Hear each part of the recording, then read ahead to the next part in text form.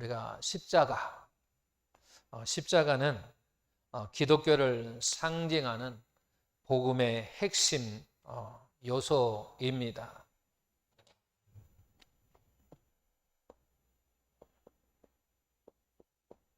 이 십자가는 우리가 기독교의 요소에서 핵심 요소라고 하는 것. 그래서 십자가를 알면 우리는 기독교를 알 수가 있습니다. 또는 복음을 우리가 아는 거죠.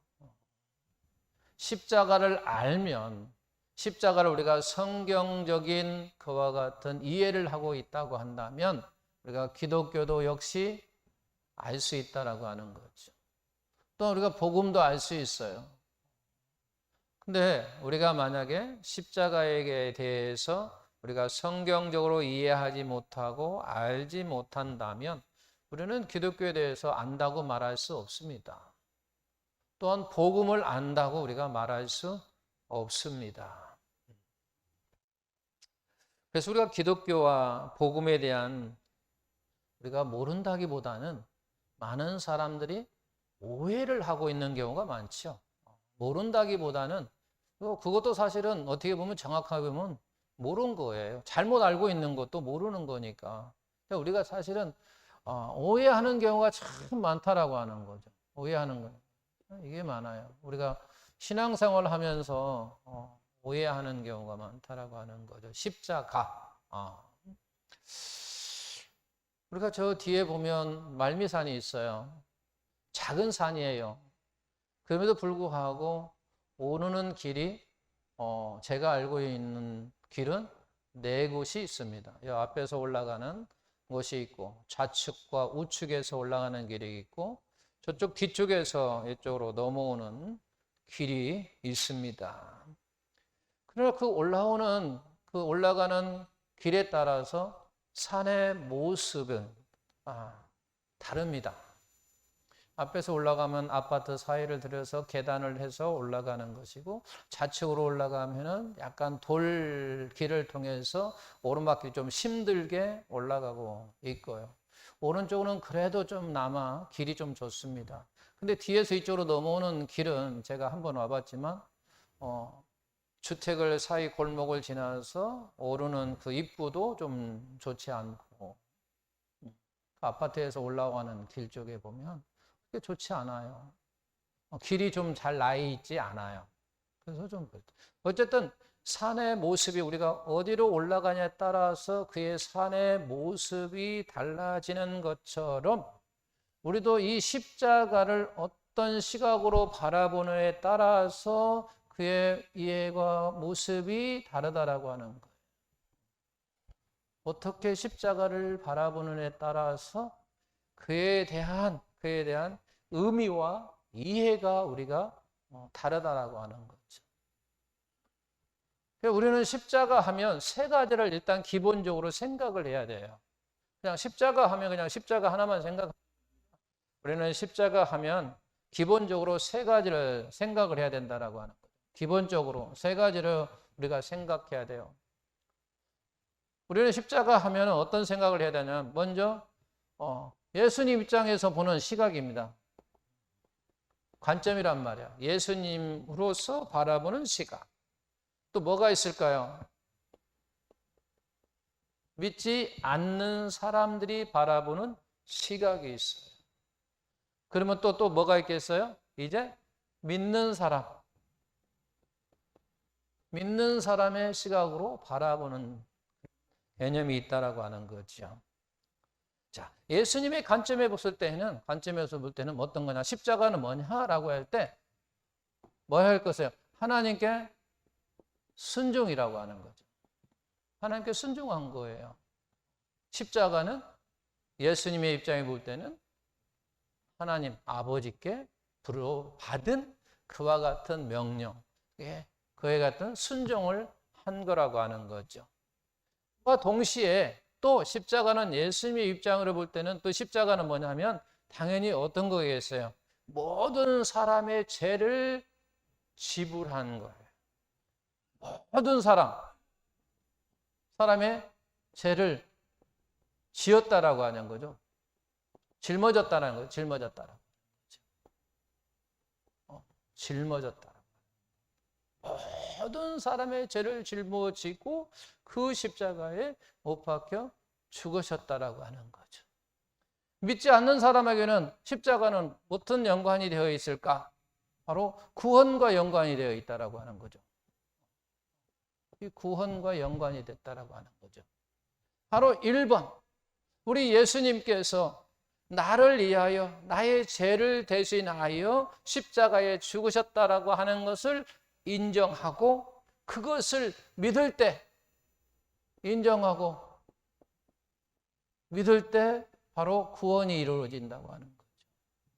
그 어떤 것으로도 이름으로도 그 어떤 행위라도 구원이라고 하는 것은 우리 예수님이 십자가를 통한 그와 같은 은혜가 아니면 구원을 받지 못한다라고 하는 거예요. 세 번째는 이제 믿는 사람들 무엇과 연관이 있느냐? 십자가는 바로 성화와 연관되어 있다라고 하는 거죠. 성화. 주님의 닮은 모습. 주님의 닮는 문제라고 하는 거죠. 주님을 닮는 문제. 주님을 닮는 문제, 점점 우리가 성화에 가는 모습이라고 하는 거예요. 그러니까 사도 바울의 서신서는 거의 대부분 이 3번을 이야기하고 있습니다. 구원을 이야기하고 있는 게 아니라 대부분 다 믿는 사람들의 성화로 말미암아 주님을 닮는 문제를 통한 그와 같은 십자가하고 연관되어 있다라고 하는 거예요. 모든 사도 바울의 서신서가 대부분이 그렇다라고 하는 거예요. 그러니까 결국은 예수님의 관점에서 십자가는 뭐냐? 바로 순종이자 모든 사람들을 구원하시기 위한 그와 같은 길이라고 하는 거죠. 십자가는 우리는 딱 생각할 때 그런 생각을 해야 된다라고 하는 거예요. 예수님께 관점으로 볼 때는 예수님이 하나님의 순종하는 동시에 모든 사람들의 구원하기 위한 길이었다라고 하는 거죠. 믿지 않는 사람에게 십자가는 뭐냐? 구원이라고 하는 거예요. 가장 간단하게 요약한 것이 그거예요. 믿지 않는 사람에게 구원이다라고 하는 거죠. 이건 이제 구체적으로 이야기하면 바로 1번이라고 하는 거죠. 우리 예수님이 우리 죄를 대신하여 십자가에 못 박혀 죽으셨다라고 하는 거죠. 왜냐하면 죄의 싹은 사망이기 때문에, 죄의 싹은 사망이기 때문에 반드시 죄의 싹의 대가를 지불해야만 한다라고 하는 거죠. 그 세 번째는 구원받은 사람에게 십자가는 성화로 연결되어 있다라고 하는 거예요. 이런 것을 배경을 두고 머릿속에 가만히 생각하고 오늘 본문 말씀을 이해하고 해석하려고 한다라고 하는 거죠. 오늘 고린도전서 1장 22절 24절 보게 되면 유대인들은 뭘 구하고 표적을 구하고 헬라인들은 지혜를 구한다. 우리 사도 바울의 일행 우리는 뭐 하는 거예요? 십자가에 못 박힌 그리스도를 전한다라고 말하고 있다라고 하는 거죠. 십자가에 못 박힌 그리스도를 전한다고 지금 말씀하고 있다라고 하는 거죠. 여기에서 아주 중요한 것은 우리 가만히 생각해 보면 우리는 보통 많은 사람들이 그리스도를 전한다고 이야기를 합니다. 예수님을 전한다고 이야기를 한단 말이에요.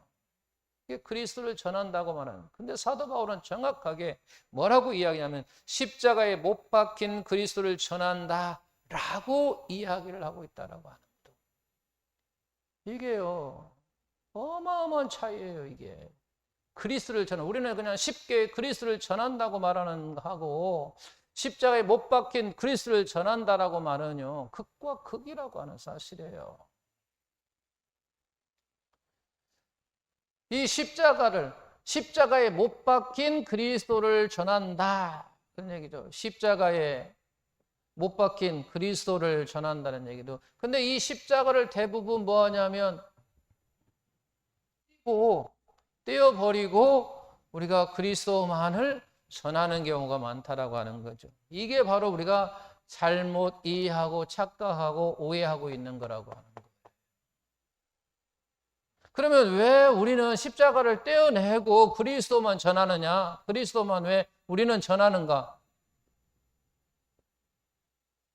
본문 말씀에 답이 있어요. 본문 말씀에 답이 있는데 1번 무슨 얘기는 사람들이 좋아하지를 않아요. 십자가를.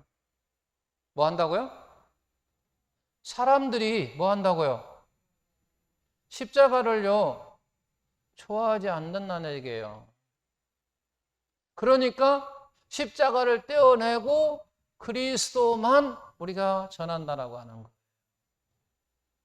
사람이 이 십자가라는 것을 좋아하지 않기 때문에 그런다는 얘기예요. 그 다음에 또 왜 우리는 전하지 않느냐라고 하는 얘기는 바로 십자가에 못 박힌 그리스도가 능력이가 지혜라고 하는 것을 우리가 뭐하냐? 모른다. 우리가 알면 그렇지 않겠죠. 우리가 모르기 때문에 바로 그냥 그리스도를 전한다는 얘기예요. 그리스도를 전한다. 우리가 십자가 하면 또 어떤 생각이 나야 되냐면 십자가 여러분 어떤 생각을 제가 하라고 평상시 하라고 했죠? 십자가 하면 죽음, 부활, 고난. 사실 우리가 십자가 하면 이 세 단어를 생각해야 됩니다. 십자가는 우리 예수님께서 엄청난 고난을 당하셨잖아요. 그죠? 말할 수 없는 엄청난 그 힘든 고난을 당하셨다가 무시와 멸시와 다 조롱을 당하신 그런 모든 것들이 어마어마하다라고 하는 거죠. 인격 모독. 우리는 인격 모독할 때 참지 못하거든요. 근데 우리 주님은 그 모든 걸 다 당하셨어요. 그런 것도 엄청난 고난을 당하셨어요. 그리고 죽으셨다라고 하는 거죠. 그리고 3일 만에 부활하셨다라고 하는 거죠. 자, 여러분 부활을 체험하려고 하면 뭐가 전제 조건이 되어야 되는가요? 여러분 부활을 체험하려고 하면 뭐가 전제 조건이 되어야 돼요?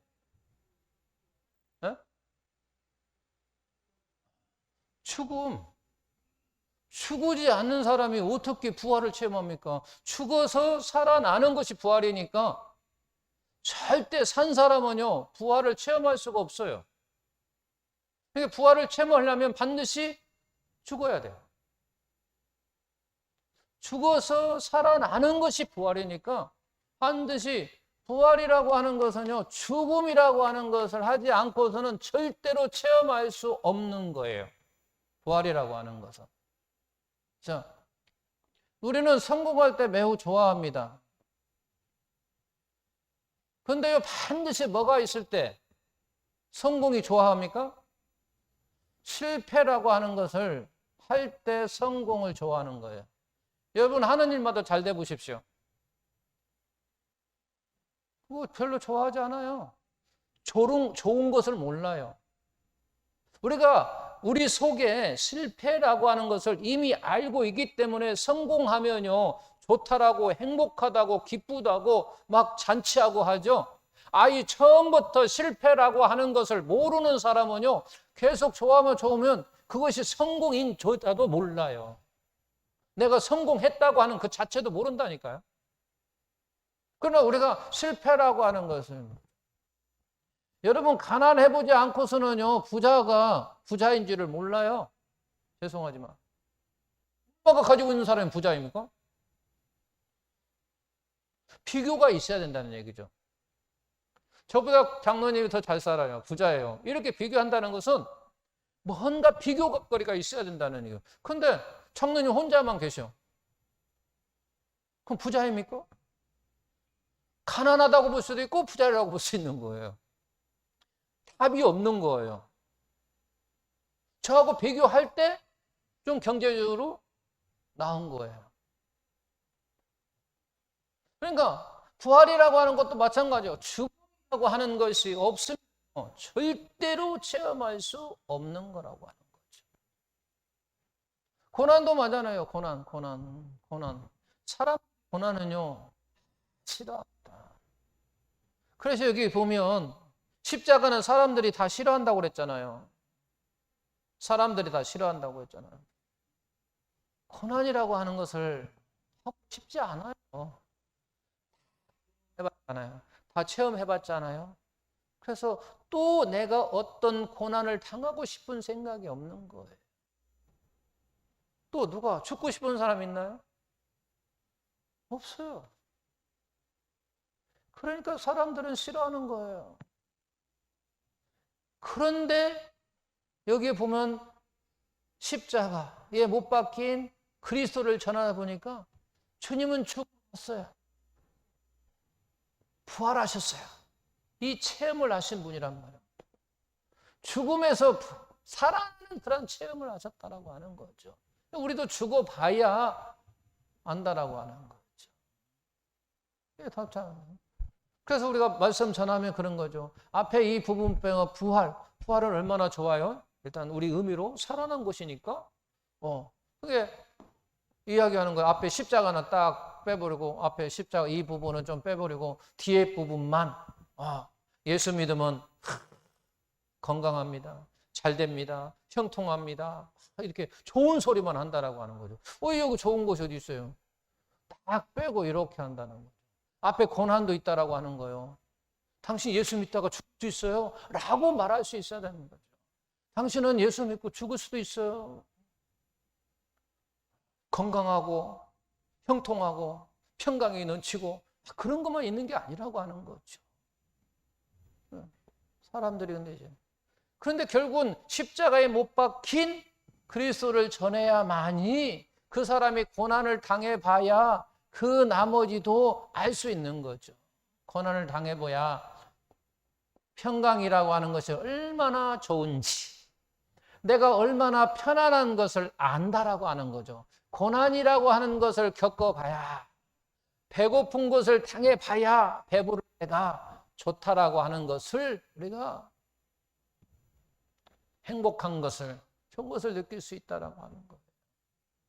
근데 많은 사람들이 바로 십자가에 못 박힌 그리스도는 전하지 아니하고 그리스도를 전한다는 얘기예요.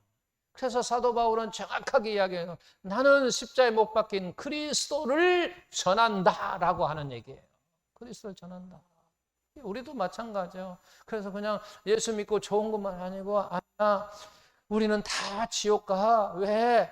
우리가 하나님께 원래 하나님께 창조하고 만드실 때 하나님과 교제하며 서로 찬양하며 경배하며 다 그렇게 살아라고 하는데 우리 인간이 교만해가지고 하나님을 배신해서 배신하는 그 순간에 우리가 다 배신자야. 그 배신자가 곧 죽는 자야. 죽는 자가 어디로 갔냐면 지옥 간다 해서. 근데 그 지옥 갈 자를 우리 주님께서 십자가에 못 박여 주시면 우리를 다시 구원하셔서 그곳에서 나올 수 있도록 하셔서 라고 하는 이런 전제를 해야 되는데 우리는 대부분 뒤에만 그냥 우리 예수 믿으면 그냥 부활하신 것만 좋은 것만 이야기해가지고 예수 믿어봐 참 건강할 거야, 예수 믿어가 잘 될 거야, 예수 믿어봐 평강이 모든 것이 형통할 거야 라고 하는 그런 이야기를 한다라고 하는 그런 이야기를 하는 그 자체가 결국은 복음의 변질이라고 하는 거예요. 복음의 변질이에요. 복음은 이거예요.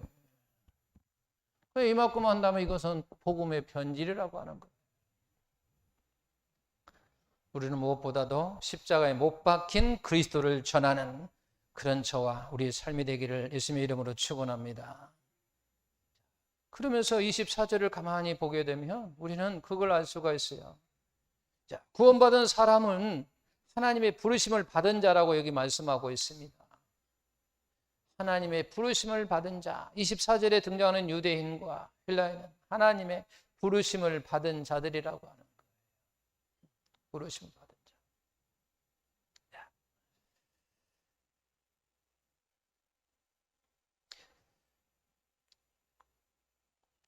그 다음에 우리가 이제 사도 바울을 이제 보십시오. 사도 바울은 디모데전서 1장 13절에 다 같이 내가 전에는 비방자요 박해자요 폭행자였으나 드디어 국류를 입은 것은 내가 믿지 아니할 때에 알지 못하고 행하였습니다. 지금 이 본문 말씀은 바울이 디모데에게 보내는 편지 그 중에 간증이거든요.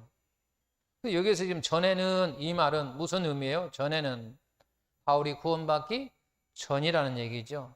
그래서 내가 전에는 이 말을 다르게 쉽게 다시 한다고 한다면 내가 구원받기 전에는 이렇게 바꿀 수가 있어요. 표현을 바꿀 수 있어요. 내가 전에는, 근데 그 전에가 뭐냐면 내가 구원받기 전이란 얘기예요. 그래서 내가 구원받기 전에는 이렇게 우리가 바꿀 수 있다는 얘기예요. 표현을 바꿀 수 있다고 말해요. 그 다음에 뭐라고 하고 있냐면 국류를 입은 것은 그렇게 이야기하고 있어요. 국류를 입은 것은, 이게 국류를 입은 것은 무슨 얘기예요? 구원받은 것은 그런 얘기예요. 내가 국류를 입은 것은, 구원받은 것은 지금 그 이야기를 하고 있다라고 하는 거죠. 이게 사도 바울은 여기서 무슨 얘기를 지금 하고 싶으냐면 그래요. 우리는 보통 무슨 얘기를 하냐면 내가 예수를 믿어 그럽니다. 내가 예수님을 믿어서 뭐 했어요?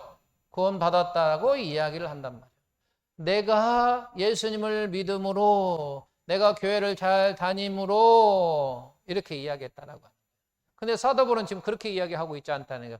내가 예수를 믿어서 그게 아니라 하나님으로부터 국류를 입었다. 그렇게 이야기하는 거죠. 하나님으로부터 국류를 입었다.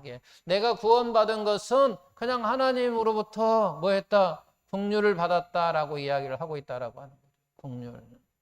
그러니까 사도 다른 말로 얘기한다면 나는 하나님으로부터 사랑을 받았어. 그런 얘기예요. 내가 예수를 믿었더니 하나님이 나를 사랑해 줬어. 그 말이 아니라 나는 하나님부터 사랑을 입은 자고 나는 하나님으로 말미암아 국류를 입은 자고 그런 얘기예요. 그 말이 결국은 내가 구원받은 것은 그런 얘기예요. 나는 구원받았어. 하나님의 국률하심으로, 하나님의 사랑하심으로 말미암아 그런 얘기예요. 근데 우리는 보통 이야기할 때 내가 예수를 믿음으로 말미암아 구원받았어. 내가 들어간다는 얘기예요. 내가 하나님의 사랑으로 말미암아 구원받았어. 하나님이 나를 사랑하셔서 그래서 내가 하나님의 자녀가 되어서 이렇게 이야기한다라고 하는 거죠. 근데 사도 바울은 이렇게 이야기하냐고 하나님으로부터 국류를 입은 자다. 하나님의 사랑을 입었어. 그래서 내가 구원받았어. 그런 표현이라고 하는 거죠. 사도 바울은 그렇게 지금 표현을 하고 있다는 거예요. 우리도 좀 더 성숙한 믿음으로 우리가 성장한다면 그래, 전에는 그냥 쉽게 내가 예수로 말미암아 내가 예수님을 믿음으로 말미암아 구원받았어라고 말할 수 있어요. 왜? 성경에 그런 표현도 있으니까. 그러면 우리가 좀 더 이제 성숙한 사람이 되려면 뭐냐면 이제는 내가 뭐 함으로 말미암아 뭐 해서 이게 아니라 이제 하나님의 사랑으로 말미암아 뭐가 이루어졌고 하나님의 긍휼하심으로 뭐가 이루어졌어 이렇게 우리는 말을 하자는 거예요. 우리가 이제는 좀 더 성숙한 자로서 말을 하자는 거예요. 내가 처음에는 이제는 초신자일 때는 내가 예수 믿었더니 하나님의 자녀가 됐네. 그렇게 말할 수 있다는 거죠. 그러나 우리는 좀 더 이제 성숙한 사람이 된다면 이제는 하나님의 사랑을 입었고 하나님의 긍휼하심을 입었어. 그래서 내가 하나님의 자녀가 되었고 내가 하나님의 백성이 되었고 무언가 은혜가 됐어 라고 우리는 말할 수 있어야 된다는 거. 그러면서 또 이제 본문 말씀을 우리가 다시 한번 보겠습니다. 22절과 23절의 내용에 보면 유대인, 헬라인이라고 나옵니다. 유대인과 헬라인이요. 22절 보니까 유대인은 표적을 구하고 헬라인은 지혜를 찾으나 우리는 십자가에 못 박힌 그리스도를 전하니 유대에게는 꺼리끼는 것이요 이방에게는 미라는 것이로되 24절에도 뭐가 나오냐면 유대인과 헬라인이 나옵니다. 여기 22절, 23절 나오는 유대인과 헬라인.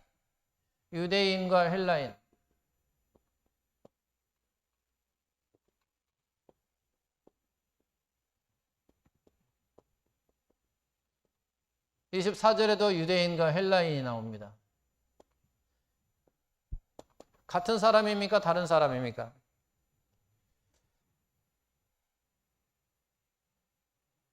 22절, 23도 유대인과 헬라인이 나오고 24절에도 유대인과 헬라인이 나옵니다. 그러면 이 유대인과 헬라인이 같은 사람이냐는 얘기예요. 다른 사람입니까? 그럼 어떻게 다른 사람입니까?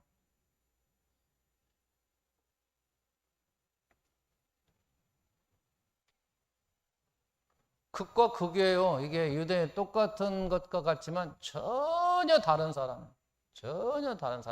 어떻게 다른 사람입니까? 22절과 24절은 하나님부터 부르심을 뭐한 사람? 받지 못한 사람. 24절은 하나님으로부터 부름을 받은 사람입니다. 받은 사람이에요. 받지 않은 사람과 받은 사람은요, 천지 차이 나는 거예요. 그러잖아요. 받은 사람과 받지 않은 사람이 다른 거예요. 전혀 다른 사람이에요. 같은 사람이에요. 똑같은 유대인과 헬라인이라 할지라도요, 전혀 다른 사람이에요. 하나님의 부르심을 받은 자와 받지 않은 사람이니까 이거 전혀 다른 사람이라고 하는 거예요.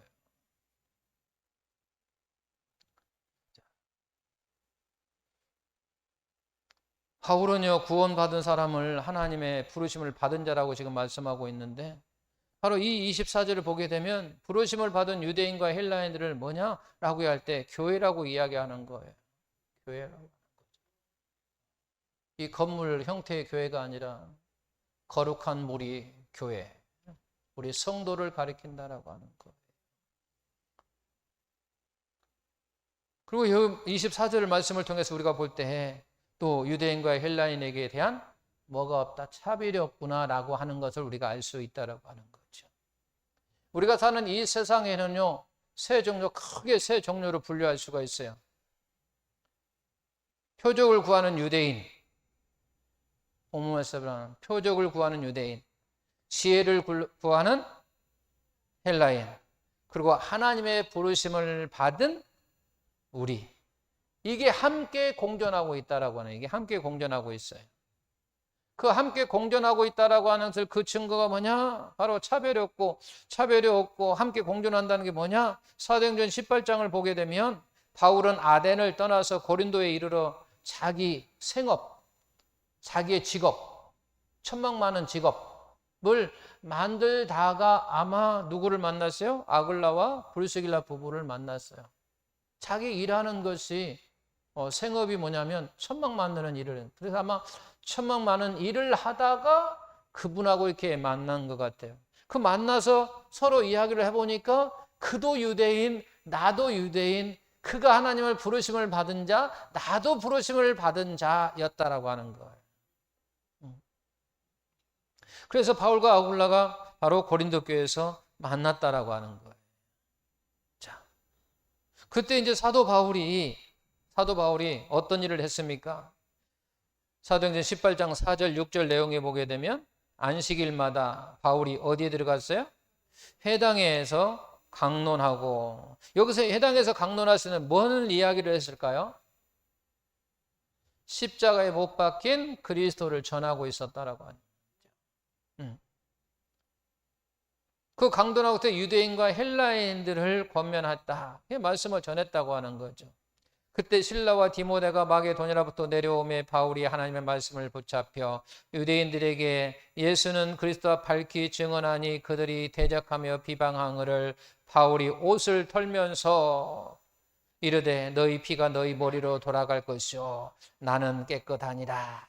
이후에는 이제는 내가 어디로 간다? 이방인에게로 가려고 했었어요. 이게 쉽게 이야기하면 그런 얘기입니다. 사도 바울이 회당에서 이 예수는 그리스도라고 하는 십자가에 못 박힌 예수를 전하니까 그들이 거부하는 대적했거든요. 대적하고 비방했다라고 하는 거죠. 대적하고 비방하니까 이제 그 유대인들에게 말씀을 전하기를 포기하고 헬란 이방인으로 가야 되겠다. 왜? 이들이 지금 나를 대적하고 비방하니까 그곳에서 말씀을 전할 수가 없는 거예요. 그러니까 이방인대로 가야 되겠다. 그리고 이방인을 막 떠나려고 하는 그 순간이지만 어쨌든 그때에 하나님의 환상 가운데 말씀하시는 거예요. 뭐라고? 18장 9절 10절 보니까 밤에 주께서 환상 가운데 바울에게 말씀하시되 그들이 대적하고 비방하는 것을 너는 두려워하지 말며 침묵하지 말고 계속해서 지금 말을 전해라는 얘기예요. 말하라. 계속 십자가에 못 박힌 그리스도에 대해서 계속 말을 하라는 얘기예요. 왜? 내가 너와 함께 있다 그런 거죠. 내가 너와 함께 있음에 어떤 사람도 너를 대적하여 너를 해롭게 할 자가 없을 것이니까 너는 계속해서 복음을 전하라고 이야기하는 거죠.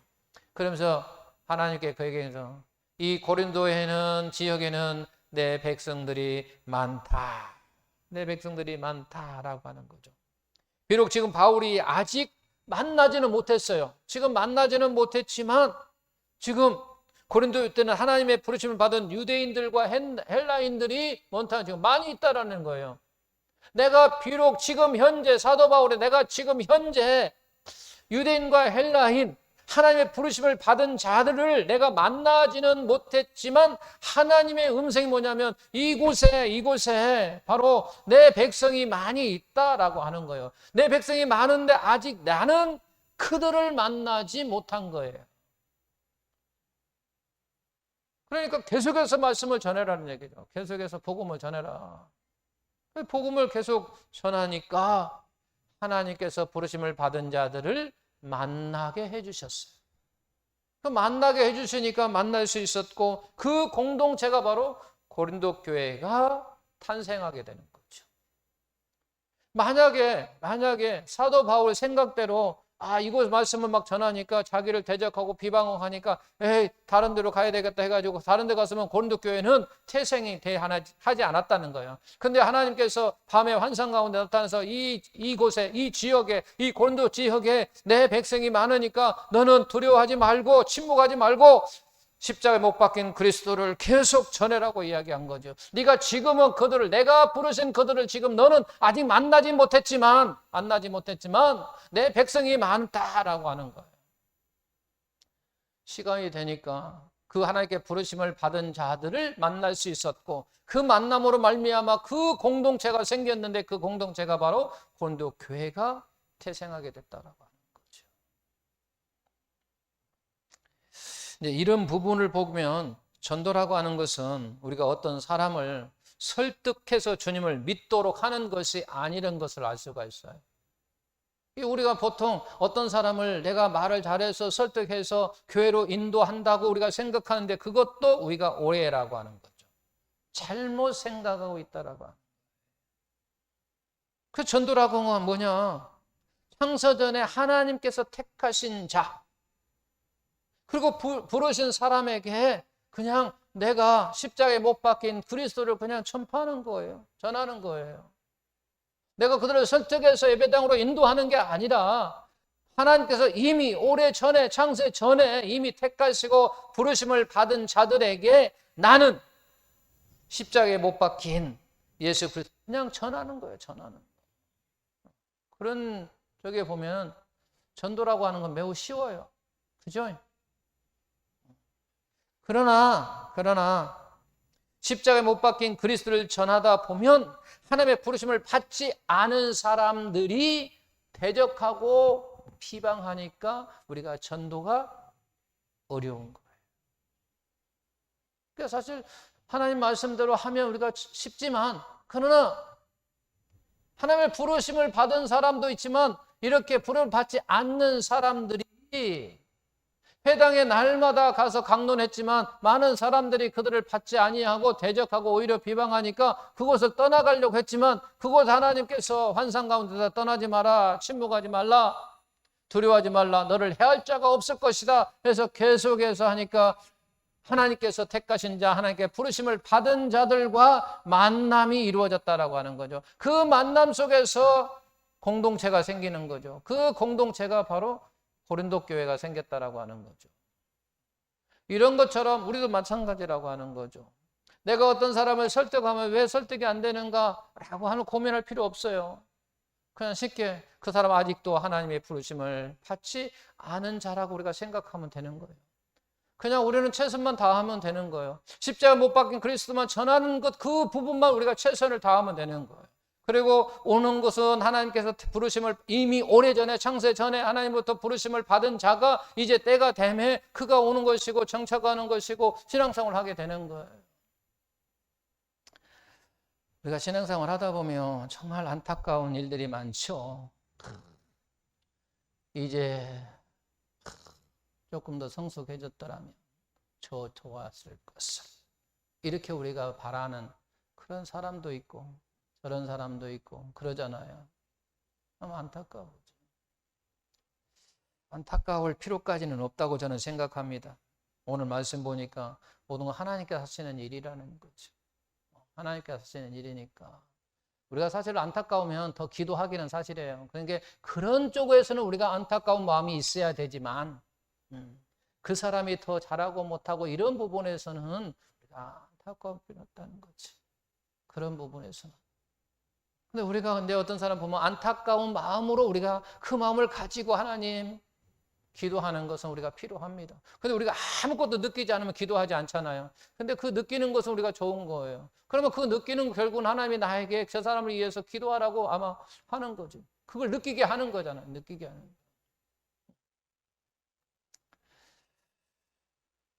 우리가 오늘 본문 말씀을 할 때 간단하게 요약하면 그렇습니다. 우리가 십자가에 못 박힌 그리스도를 전해야 된다라고 하는 것. 십자가에 못 박힌 그리스도. 부활하신 그와 같은 좋은 것만 전하는 게 아니라 바로 고난도 있고 죽음도 있다라고 하는 그 사실 가운데 부활까지 전해야 된다라고 하는 거죠. 우리는 많이 그랬어요. 옛날에 예수 믿으면 복 받아요. 예수 믿으면 복 받아요. 예수 믿으면 복 받아요. 수없이 우리가 반복된 그것이 바로 우리가 착각하고 잘못된 생각 속에 우리 안에 들어와 있다라고 하는 거죠. 예수 믿으면 복 받는 것은 압니다. 그러나 그것만 있는 게 아니에요. 그러니까 우리 생활이 예수 믿으면 잘 됩니다. 형통합니다. 근데 예수 처음에 믿는 사람들은요, 당연히 고난이 있거든요. 당연히 고난이 있는데 고난이 생각은 안 했어요. 왜? 처음에 들었던 말만 딱 생각이 나거든요. 예수 믿으면 복 받는데. 근데 우리 집에 보니까 복 받기는커녕 맨날 어려움만 생기고 힘든 일만 있고 고통이 있고 하니까 정말로 예수 믿으면 복 받는다고 했는데 내가 이게 지금 복이야 뭐야 막 이런다고 하는 거죠. 근데 사실 우리가 복이라고 하는 건 그런 게 복이 아니잖아요. 우리가 예수 믿고 복 받는다는 것은 내 영혼이 구원받는 것이 복이라고 하는 그런 의미로 사실은 생각하는데 해석하는데 전하는 사람도 그렇게 해석하는 게 아니라 그냥 잘 되고 형통하는 것이라고 우리가 많이 생각한단 말이에요. 전하는 사람도 그렇게 생각하고 전한다고 하는 거예요. 그러니까 우리가 예수 믿으면 모든 걸 잘 될 줄 알아요. 부부 관계도 잘 될 줄 알고 자녀들 관계도 막 문제없이 그냥 다 형통한 줄 알고 죄송하지만요. 천만이에요. 천만. 그렇지 않는다라고 하는 거죠. 나름대로 우리 생활 가운데요. 노력해야 된다라고 하는 거죠. 노력해야 된다라고 하는 거. 말씀을 가지고 우리가 노력해야 된다라고 하는 거죠. 서로 사랑하고 복종하라 라고 했으면 서로 복종하기를 서로 사랑하기를 힘써야 할 때 그 부부가 아름다운 부부가 될 수 있는 것이지 그 안에 아무것도 없이 있으면 잘 될 수 없어요. 화목할 수 없는 거고 평안할 수 없는 거예요. 그 가운데 말씀 속에 너는 아내를 사랑하고 귀히 여기라고 하면 그 말씀을 순종하다 보면 아내들아 남편에게 복종하라 그러면 아내에게 남편에게 복종하다 보면 그것이 아름다운 모습이 비춰지는 것이지. 그러니까 내가 순종하는 것은 고난이에요. 힘드니까. 그리고 나니까 좋은 일이 생길 수 있다는 얘기예요. 그 아내들도 마찬가지예요. 맨날 남편에게 복종하라면 복종하는 것 자체도 힘이 들잖아요. 어려울 때 있잖아요. 그래도 함을 벌면 분위기가 된다라고 하는 거. 우리가 십자가에 못 박힌 그리스도를 전해야 된다. 사도 바울이 오늘 그렇게 우리에게 말씀하고 있습니다. 그리고 내가 믿어 구원받았다기보다는 하나님의 나에게 긍휼을 입혀주셨어. 하나님이 나를 사랑하셨어.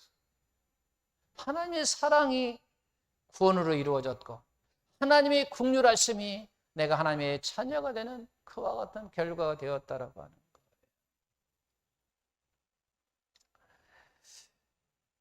우리가 십자가에 못 박힌 그리스도를 전하다 보면 하나님께서 택하신 자, 부르심을 받은 자를 만날 수도 있고 만나지 않을 수도 있어요. 그래서 우리는 기도를 어떻게 해야 됩니까?